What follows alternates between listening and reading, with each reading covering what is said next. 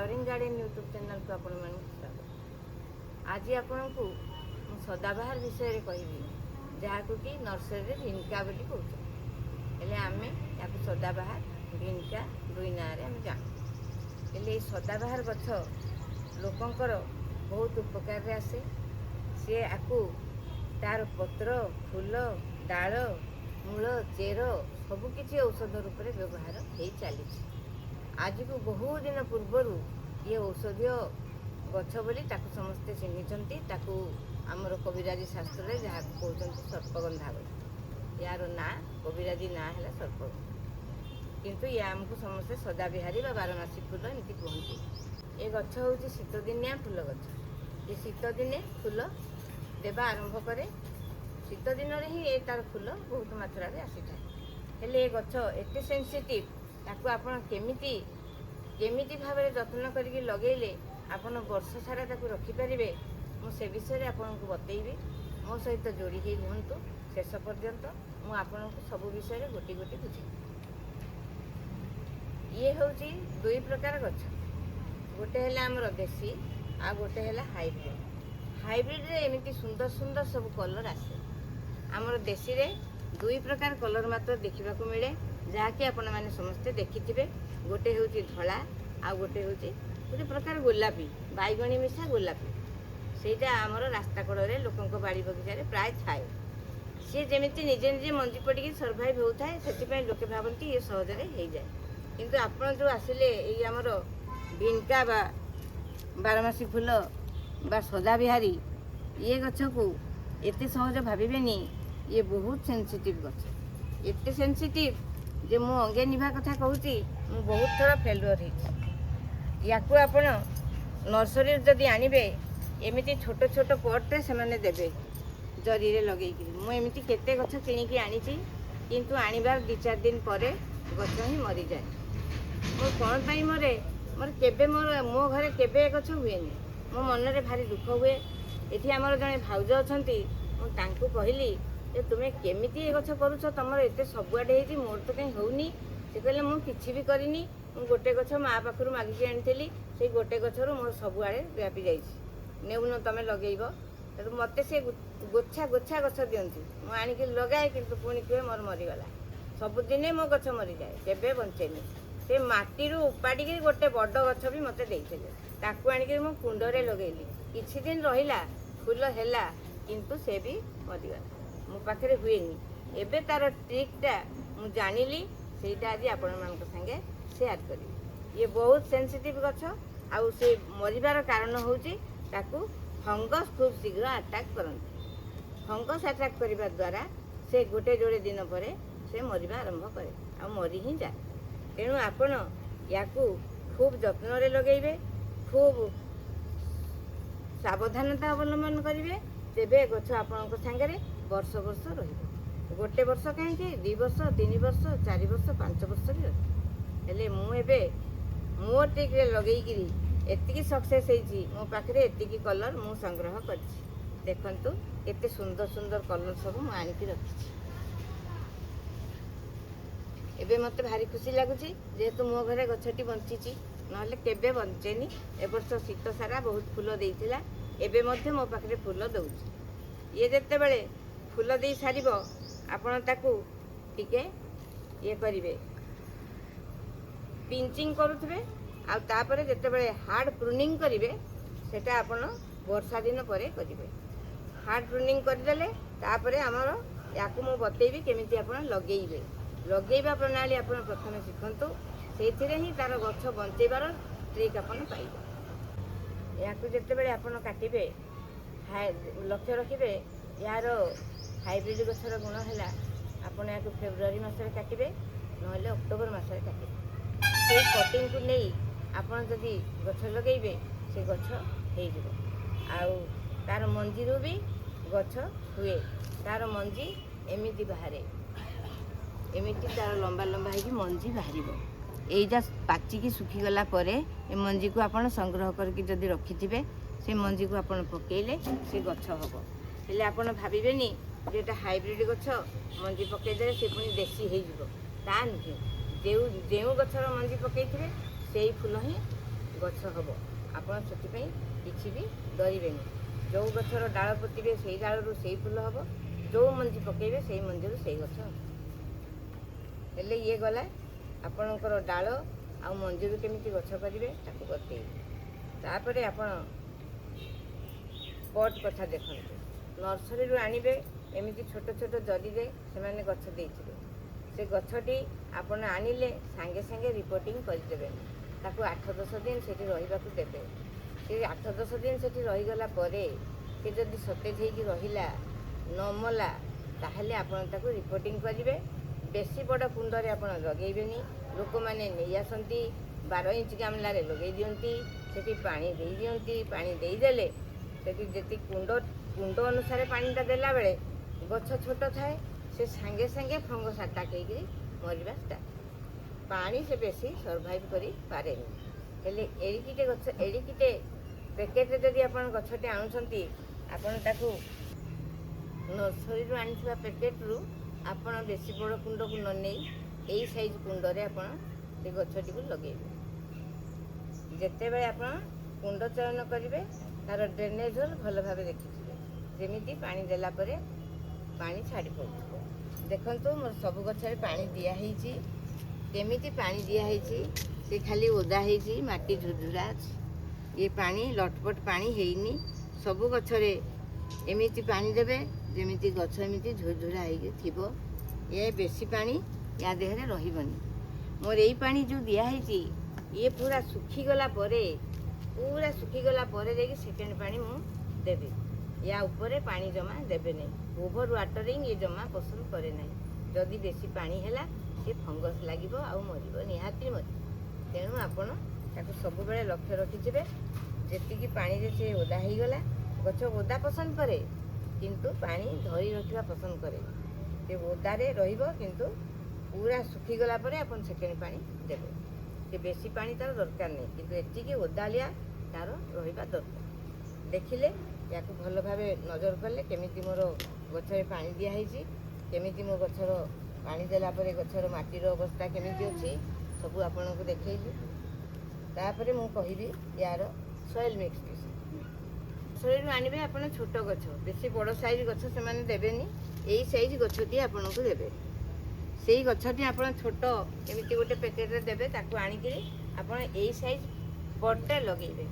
ଏଠି ସେ ରହିଯିବ ବର୍ଷେ ସେ ଆରାମରେ ଗଛ ସେଇ ଜାଗାରେ ରହିଯିବ। ଯେତେବେଳେ ୟାକୁ ଆପଣ ରିପୋର୍ଟିଂ କରିବେ, ୟାଠୁ ବଡ଼ ଟବ୍ ଦେଖିବେ। ୟାଠୁ ବଡ଼ ଟବ୍ କହିଲେ ମୋର ଏଇଟା ହେଲା, ଏଇ ସାଇଜ୍ର ଟବ୍ ଦେବେ। ଇଏ ପୁଣି ୟା ଦେହରେ ଇଏ ପୁଣି ବର୍ଷଟେ ରହିବ ଆରାମରେ। ୟା ପରେ ଆପଣ ଏମିତିକା ଟବ୍କୁ ନେବେ। ଗଛ ଯେତେବେଳେ ଆପଣଙ୍କର ଗହଳିଆ ହେଇକି ଏମିତି ଏତିକି ବଡ଼ ହେଇଯିବ, ସେତେବେଳେ ଆପଣ ଏଇ ବଡ଼ ସାଇଜ୍ର ଟବ୍ ଚୟନ କରିବେ। ଏମିତି ହିସାବରେ ଆପଣ ଟବ୍ ଚୟନ କରିକି ଗଛକୁ ଲଗେଇବେ। ତାକୁ ବାରମ୍ବାର ପ୍ରତି ମାସରେ କି 2 ମାସରେ ଆପଣ ତାକୁ କେବେ ବି ରିପୋର୍ଟିଂ କରିବେନି। ଯଦି ରିପୋର୍ଟିଂ କଲେ ସେ କେମିତି ଫଙ୍ଗସ୍ ଲାଗିବ ଆପଣ ଜାଣିପାରିବେନି। ସେ ଫଙ୍ଗସ୍ ଲାଗିବାରେ ସେ ଗଛ ମରିଯିବ। ତେଣୁ ପ୍ରତି ପଟ୍ରେ ତାକୁ ବର୍ଷେ ଖଣ୍ଡେ ରହିବାକୁ ଦେବେ। ସେ ବର୍ଷେ ଖଣ୍ଡେ ରହିଲା ପରେ ସେକେଣ୍ଡ ପଟ୍କୁ ଯିବା ପାଇଁ ଉପଯୁକ୍ତ ହେଇଯିବ। ସେତିକିବେଳେ ସାବଧାନତା ସହକାରେ ମାଟିକୁ କାଢ଼ି ପୁଣି ଅନ୍ୟ ଟବ୍ରେ ବସେଇବେ। ଏବେ ଆସିବା ଆମେ ତା'ର ସଏଲ୍ ମିକ୍ସ କରୁ। ସଏଲ୍ ମିକ୍ସରେ ଆପଣ ଦେବେ, ଅଧା ଦେବେ ପୁରା ମାଟି, ଆଉ ବାକି ଯେଉଁ ଅଧକ ରହିଲା ସେ ଅଧକ ମଧ୍ୟ ଅଧା ଦେବେ କମ୍ପୋଷ୍ଟ, ଆଉ ଅଳ୍ପ ଦେବେ ବାଲି ମାତ୍ରାଟା ସବୁଠୁ କମ୍ ଦେବେ। କାରଣ ଟିକେ ବାଲି ଥିଲେ ସେ ପାଣିଟା ଛାଡ଼ି ପଡ଼ିବ ବୋଲି ଦିଆଯାଉଛି। ଆଉ ବେଶୀ ବାଲି ବି ଏ ପସନ୍ଦ କରେନି। ବାଲି ଦେଲେ ପାଣି ବି କିଛି ସଂଗ୍ରହ କରିକି ରଖେ। ଯେଉଁ ଗଛ ପାଇଁ କିଛି ପାଣି ସଂଗ୍ରହ କରି ରଖିବା ଦରକାର, ସେଇଠି ଆମେ ବେଶୀ ମାତ୍ରାରେ ବାଲି ଦେବା। ଯାହାର ସଂଗ୍ରହ କରିବା ଦରକାର ନାହିଁ, ସେଠି ଆମେ କମ୍ ବାଲି ଦେବା, ଯାହାଫଳରେ ସେ ପାଣି ଡ୍ରେନ୍ ହେଇକି ବାହାରିଯିବ। ମନେ ରଖନ୍ତୁ, ଇଏ ଗଛ ମାଟି ହିଁ ତା ପାଇଁ ବେଶୀ ଦରକାର। ତେଣୁ ଆମର 50% ଆପଣ ମାଟି ଦେବେ। ବାକି ଯେଉଁ 50% ରହିଲା ଆପଣ ସେଠି ଦେବେ 30% ଦେବେ ଆପଣ କମ୍ପୋଷ୍ଟ। ସେଟା ଯେଉଁ କମ୍ପୋଷ୍ଟ ଆପଣ ଦେଇପାରନ୍ତି। ଆପଣ ଗୋବର ଗୁଣ୍ଡ କରିକି ଦେଇପାରନ୍ତି, କିମ୍ବା ଭର୍ମି କମ୍ପୋଷ୍ଟ ଦେଇପାରନ୍ତି, କିମ୍ବା ଆପଣଙ୍କର ଯଦି କିଚେନ୍ ୱେଷ୍ଟ କମ୍ପୋଷ୍ଟ ଅଛି ତାକୁ ଦେଇପାରନ୍ତି। বা ଆପଣଙ୍କ ପାଖରେ ଅନ୍ୟ କିଛି କମ୍ପୋଷ୍ଟ ଯଦି ରଖିଛନ୍ତି ସେ କମ୍ପୋଷ୍ଟ ବ୍ୟବହାର କରିପାରିବେ। ଯେକୌଣସି କମ୍ପୋଷ୍ଟ ଦେବେ। ଆଉ ଅଳ୍ପ ମାତ୍ରାର ବାଲି ଯାହା ରହିଲା ଆପଣ ଅଳ୍ପ ମାତ୍ରାର ବାଲି ଦେବେ। ବାଲି ଦେବା ଦ୍ୱାରା ମାଟି ଟିକେ ଫସଫସିଆ ହେବ। ଆଉ ସେ ଫସଫସିଆ ମାଟିଟା ହିଁ ସେ ପସନ୍ଦ କରେ, ଯାହାଫଳରେ ଏମିତି ଝୁରଝୁରା ହେଇକି ମାଟିଟା ରହିବ। ଆଉ ରହିଲା ମାନେ ସେ ଯାହା ତାର ପାଣି ସଂଗ୍ରହ କରିବା କଥା ସେତିକି ପାଣି ରଖିବ, ବାକି ପାଣିକୁ ସେ ଛାଡ଼ିଦେବ। ବେଶୀ ମାତ୍ରାରେ ବାଲି ଦେଲେ ସବୁ ପାଣି ବାହାର କରିଦେବ, ଗଛ କିଛି ରଖିପାରିବନି। ସେଥିପାଇଁ ଆପଣ ଅଳ୍ପ ବାଲି ସବୁବେଳେ ବ୍ୟବହାର କରିବେ, ମାଟି ବେଶୀ ବ୍ୟବହାର କରିବେ। ଆଉ କମ୍ପୋଷ୍ଟ ଆପଣଙ୍କ ମନ ମୁତାବକ କମ୍ପୋଷ୍ଟଟା ଆପଣ ଆଣିକିରି ଦେବେ, ଯାହା ଆପଣଙ୍କ ପାଖରେ ଉପଲବ୍ଧ ଥିବ। ହେଲେ ସେଇ କମ୍ପୋଷ୍ଟଟା ଯେତେବେଳେ ଦେବେ ତାପରେ ମାଟିକୁ ଭଲ ଭାବେ ଗୋଳେଇବେ। ଗୋଳେଇଲା ବେଳେ ଟିକେ ଆପଣ ଦେବେ ଫଞ୍ଜିସାଇଡ୍, ଯିଏକି ଫଙ୍ଗସ୍ ଆଉ ଆପଣଙ୍କର ଲାଗିବନି। ସେ ଫଙ୍ଗସ୍ ଆକ୍ରମଣରୁ ରକ୍ଷା ପାଇବା ପାଇଁ ଆପଣ ଟିକେ ଫଞ୍ଜିସାଇଡ୍ ଦେବେ। ସେଇଟା ହେଉଛି ଆପଣ ସବୁଠୁ ଭଲ ସାପ ଯଦି ଆପଣ ଦେବେ ସେଇଟା ସବୁଠୁ ଭଲ କାମ କରେ। ମୁଁ ବି ସେଇ ଜିନିଷ ବ୍ୟବହାର କରି ଉପକୃତ ହେଇଛି। ଆପଣ ସାପ ଦେବେ, ସାପ ଦେଇକି ତାକୁ ଗୋଳେଇ ଦେବେ। ଗୋଳେଇକିରି ଆପଣ ଗଛକୁ ରିପୋର୍ଟିଂ କରିବେ। ରିପୋର୍ଟିଂ କଲା ପରେ ତାପରେ ଆପଣ ଦେବେ ତାକୁ ପାଣି କେମିତି ଦେବେ, ଯେମିତି ପାଣି ୱେଲ୍ ଡ୍ରେନ୍ ହେଇକିରି ବାହାରି ଚାଲିଯିବ। ସେଟା ଆପଣ ନିଜେ ଦେଖିବେ। ପାଣି ଚାଲିଗଲା ତାପରେ ପାଣି ଦେବା ବନ୍ଦ କରିବେ। ପୁଣି ସେକେଣ୍ଡ ଟାଇମ୍ ପାଣି ଦେଲା ବେଳେ ଆପଣ ଦେଖିବେ ଉପର ମାଟିଟା ଯଦି ଶୁଖିଲା ଦିଶୁଛି ଆପଣଙ୍କ ହାତ ଟିକେ ମାରିକି ଦେଖିବେ, ଆଙ୍ଗୁଳି ମାରିକି ଟିକେ ଦେଖିବେ। ଯଦି ପୁରା ଶୁଖିଲା ଜଣାଗଲା ଆପଣ ତାକୁ ସେକେଣ୍ଡ ଟାଇମ୍ ପାଣି ଦେବେ।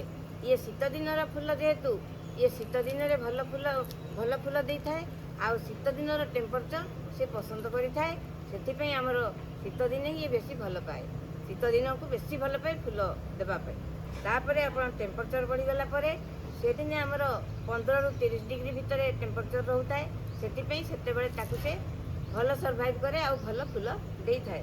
ତାପରେ ଆପଣ ୟାକୁ ଯେତେବେଳେ ରଖିବେ ସେତେବେଳେ ସେଇଭଳିଆ ଟେମ୍ପରେଚର ପାଇବା ପରି ଜାଗା ଆପଣ ଚୟନ କରିବେ। ତାକୁ କୌଣସି ଏମିତି ଗଛ ମୂଳେ ରଖିବେ ଯେମିତି ଛାଣି ହେଇକି ଖରା ଆସୁଥିବ, ଅଧା ପାଉଥିବ ଖରା ଆଉ ଅଧା ଛାଇ। ହେଲେ ଦେଖନ୍ତୁ ଏବେ ଖରା ଦିନରେ ବି ମୋ ପାଖରେ କେମିତି ଗଛ ସୁନ୍ଦର ହେଇକି ରହିଛି। ଏତେ ଗରମରେ ବି ଏ ଗଛକୁ ମୁଁ ସୁନ୍ଦର ଭାବରେ ବଞ୍ଚେଇକି ରଖିଛି। ଏବେ ମୁଁ ଏଇ ଗଛରେ ସକ୍ସେସ୍ ହେଇଛି ଯେ ପ୍ରଥମ ଥର ପାଇଁ, ତେଣୁ ମୋତେ ଭାରି ଖୁସି ଲାଗୁଛି। ଆପଣ ବି ସେମିତି ଲଗେଇକି କରନ୍ତୁ। ପ୍ରଥମରୁ ଆପଣ ଲଗେଇଲା ବେଳେ ଆପଣ ଏ ଅସୁବିଧାର ସମ୍ମୁଖୀନ ହେବେ ନାହିଁ। ସେଥିପାଇଁ ମୁଁ ଆପଣଙ୍କୁ ସବୁ ବିଷୟ ଗୋଟି ଗୋଟି କରି ବୁଝେଇକି କହିଲି। ହେଲେ ଆପଣଙ୍କୁ ଖରା ବିଷୟରେ ବି କହିଲି। ପ୍ରବଳ ଖରା ତାକୁ ଦେବେ ନାହିଁ। ସକାଳର ଖରା ଆଉ ଇଭିନିଂର ଖରା ଯଦି ପଡ଼େ କିଛି କ୍ଷତି ହେବ ନାହିଁ, କିନ୍ତୁ ମଧ୍ୟାହ୍ନ ଖରାଟା ଆପଣ ତାକୁ ବଞ୍ଚେଇବେ। ଖରା ସେ ଜମା ସହିପାରିବନି। ଏଇ ଦେଖୁନାହାନ୍ତି ଅଳ୍ପ ଟିକେ ଖରାରେ ମୁଁ ଭିଡ଼ିଓ କରୁଛି। ଆପଣଙ୍କର ଦେଖିଲା ବେଳକୁ ଗଛ କେମିତି ଫୁଲ କେମିତି ଝାଉଁଳି ପଡ଼ିବାରେ ବସିଲାଣି। ୟାକୁ ମୁଁ ଏବେ ଛାଇକୁ ନେଇଯିବି, ତାର ଉପଯୁକ୍ତ ଜାଗାକୁ ମୁଁ ତାକୁ ନେଇଯିବି।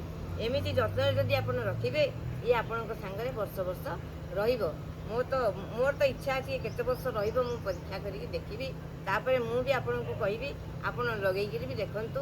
କିଛି କ୍ଷତି ହେବନି ଯଦି ଆପଣ ଏଇ ଯେଉଁ ସଏଲ୍ ମିକ୍ସଟି ଆପଣ ଯଦି ଭଲ ଭାବରେ କରିଥିବେ, ସାପ ଟିକେ ଦେଇଥିବେ, ତାକୁ ଗଛକୁ ସେ ଫଙ୍ଗସ୍ ଆଟାକ୍ କରିବନି।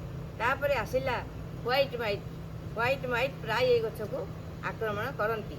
ସ୍ପାଇଡର ମାଇଟ୍ ଯେଉଁଟାକୁ କହୁଛୁ, କେଉଁଟା ରେଡ୍ ଥାଏ କେଉଁଟା ହ୍ୱାଇଟ୍ ଥାଏ, କିନ୍ତୁ ହ୍ୱାଇଟ୍ ମାଇଟ୍ ଟିକେ ବେଶୀ ଲାଗନ୍ତି ଏଠି। ହ୍ୱାଇଟ୍ ମାଇଟ୍ ଯଦି ଏ ଗଛରେ ଦେଖିଲେ ଆପଣ ତାକୁ ପ୍ରତି ମାସରେ ଥରେ ନିମ୍ବ ତେଲ 1 ଲିଟର ପାଣିରେ 5 ml ନିମ୍ବ ତେଲ ଆଉ ଟିକେ ଲିକ୍ୱିଡ଼ ସର୍ଫ ଆଉ ଟିକେ ଅଳ୍ପ ଦେବେ 2 ml ଖଣ୍ଡେ ଦେବେ ଆପଣଙ୍କର ଡେଟଲ୍ ଦେଇକି ଆପଣ ତାକୁ ସ୍ପ୍ରେ କରିବେ। ସବୁ ପତ୍ରରେ ସ୍ପ୍ରେ କରିବେ। ଭଲ ଭାବେ ଯଦି ସ୍ପ୍ରେ କରିଦେବେ ମାସକୁ ଥରେ ଲେଖା କୌଣସି ଆଟାକ୍ ଆଉ ଆପଣଙ୍କ ଗଛରେ ଆସିବନି। ଆପଣ ଉପକୃତ ହେଇପାରିବେ। ମୁଁ ଆପଣଙ୍କୁ ବାର ବୁଝେଇକି କହୁଛି, ଗଛରେ ବେଶୀ ପାଣି ଦେବେ ନାହିଁ। ପାଣି ଦେବେ ହିଁ ଯଦି ପାଣି ଦେଲେ ଆପଣ ଫଙ୍ଗସ୍ ଆଟାକ୍ କରିବ। ସେ ଫଙ୍ଗସ୍ କେମିତି ଆଟାକ୍ କରିବ ଆପଣ ଜାଣିପାରିବେନି। ଗଛଟି ଆପେ ଆପେ ମରିଯିବ। କ'ଣ ପାଇଁ ମଲା ବୋଲି ଆପଣ ଆଶ୍ଚର୍ଯ୍ୟ ହେଇଯିବେ। ଦେଖିଥିବେ ଭଲ, କିନ୍ତୁ ସାଙ୍ଗେ ସାଙ୍ଗେ ଫଙ୍ଗସ୍ ଆଟାକ୍ରେ ସେ ମରିଯିବ। ହେଲେ ୟାର ସେଇ ଗୋଟିଏ ଗୁଣ ଆପଣ ସବୁବେଳେ ଲକ୍ଷ୍ୟ ରଖିଥିବେ, ବେଶୀ ପାଣି ଦେବେନି। ତାକୁ ଶୁଖିଗଲା ପରେ ପାଣି ଦେବେ। ଆଉ ତାକୁ ଯେତେବେଳେ ଆପଣ ମାସେ 2 ମାସରେ ଥରେ ଲେଖା ସାର ଦେବେ କହିଲେ ମାଟିକୁ ଟିକେ ଖୋଳି ଖାଳି ଦେବେ। ୟାର ବେଶୀ ସାର ଦରକାର ନାହିଁ। ସବୁଆଡ଼େ ଟିକେ କଷି ଦେବେ। କଷି ଦେଇକିରି ଅଳ୍ପ ଟିକେ ଭର୍ମି କମ୍ପୋଷ୍ଟ ଆଉ ଅଧ ଚାମଚ ନିମ୍ବ ପିଡ଼ୁଆ ପକାଇଦେବେ, ଯାହାକି ଆଉ କୌଣସି ରୋଗ ପୋକ ଆକ୍ରମଣ କରିବନି। ତାପରେ ଆପଣ ତାକୁ ଉପଯୁକ୍ତ ସ୍ଥାନରେ ରଖିବେ। ଆଉ 10-15 ଦିନରେ ଥରେ ଆପଣ ତାର 4 ସାଇଡ଼୍କୁ ଟିକେ ଭଲକରି ଖୋଳି ଦେଉଥିବେ। ଖୋଳି ଖୋଳି ଦେଲେ ମାଟିଟା ଟିକେ ହାଲୁକା ହେଲେ ତା ଭିତରେ ଅକ୍ସିଜେନ୍ ପଶିବ, ଗଛ ଟିକେ ଅକ୍ସିଜେନ୍ ପାଇବ, ସେ ସତେଜ ହେବ, ତା ଚେର ବି ସୁଦୃଢ଼ ହେବ। ଆଉ ସେଇ ଖୋଳି ସାରିଲା ପରେ ଆପଣ ଟିକେ ଯେଉଁ ଦେବେ ଭର୍ମି କମ୍ପୋଷ୍ଟ, ତା ସାଙ୍ଗରେ ଅଧ ଚାମଚ ଦେବେ ନିମ୍ବ ପିଡ଼ୁଆ, ତାକୁ ଦେଇକିରି ଖେଳେଇ ଦେବେ। ଖେଳେଇ ଦେଲା ପରେ ଆପଣ ଗୋଟେ ମେନ୍ ସାର ତା ପାଇଁ ଯାହା ଦରକାର ମୁଁ ସେଇଟା କହୁଛି। ଆପଣଙ୍କର 4-5ଟି ପିଆଜ ଚୋପା, 4-5ଟି ପିଆଜର ଚୋପା ଆପଣ ପାଣିରେ ବତୁରେଇ ଦେବେ। 48 ଘଣ୍ଟା ତାକୁ ପାଣିରେ ବତୁରେଇ ଦେବେ, ଘୋଡ଼େଇକି ରଖିଥିବେ।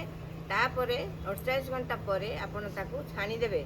ଛାଣି ଦେଇ ସେଠି ଆଉ 2 ଗୁଣ ପାଣି ମିଶାଇ ଦେବେ। ମିଶାଇ ଦେଇକି ସେଇ ଗଛ 4 ସାଇଡ଼୍ରେ ଟିକେ ଟିକେ ଦେବେ। ଏଇଟା ତା ପାଇଁ ବେଷ୍ଟ ସାର, ସିଏ ସେଇଟା ବେଶୀ ଗ୍ରହଣ କରେ, ତାକୁ ସେଇଟା ଭଲ ଲାଗେ, ସେଥିରେ ଗଛ ଭଲ ଗ୍ରୋଥ୍ ହୁଏ। ଆପଣଙ୍କୁ ତ କହିଲି ସବୁ ବିଷୟରେ, ଗଛ ବିଷୟରେ କହିଲି, ତାର ପାଣି ଦେବା ବିଷୟରେ କହିଲି, ରିପୋର୍ଟିଂ ବିଷୟରେ କହିଲି। ବାର ବାର ରିପୋର୍ଟିଂ କେବେ ବି କରିବେନି, ଗଛକୁ ସମୟ ଦେବେ ସେ ବଢ଼ିବା ପାଇଁ, ତାପରେ ଆପଣ ରିପୋର୍ଟିଂ କରିବେ। ରିପୋର୍ଟିଂ କଲାବେଳେ ଯାହା ଯାହା କହିଲି, ଭର୍ମି କମ୍ପୋଷ୍ଟ ଯାହା ଯାହା କହିଲି ଆପଣଙ୍କୁ, ସଏଲ୍ ମିକ୍ସ, ସେଗୁଡ଼ା ସବୁ ମନେ ରଖିବେ, ସେଇ ହିସାବରେ ଦେବେ। ଦେଇକି ଗଛ ଲଗେଇବେ। ଗଛ ଲଗେଇଲା ପରେ କେମିତି ପାଣି ଦେବେ ସେ ବିଷୟ ବି ଆପଣଙ୍କୁ କହିଲି। ଏବେ ୟାକୁ ମନେ ରଖିବେ, ଆପଣ ଗଛଟିଏ ଆଣିକିରି ଲଗେଇବା ବ୍ୟବସ୍ଥା କରିବେ। ଆଉ କେମିତି କ'ଣ ହେଲା ଆପଣ ମୋତେ କମେଣ୍ଟ ମାଧ୍ୟମରେ ଜଣେଇବେ। ଆଜି ତ ସବୁ ବିଷୟ କହିଲି, ମନେ ରଖିଥିବେ। ଯଦି ମୋ ଭିଡ଼ିଓ ଆପଣଙ୍କୁ ଭଲ ଲାଗିଥାଏ ତାହେଲେ ମୋତେ ଲାଇକ୍, ସେୟାର ଆଉ କମେଣ୍ଟ କରିବେ, ଆଉ ସବସ୍କ୍ରାଇବ୍ କରିବେ। ରହିଲି, ଜୟ ଜଗନ୍ନାଥ।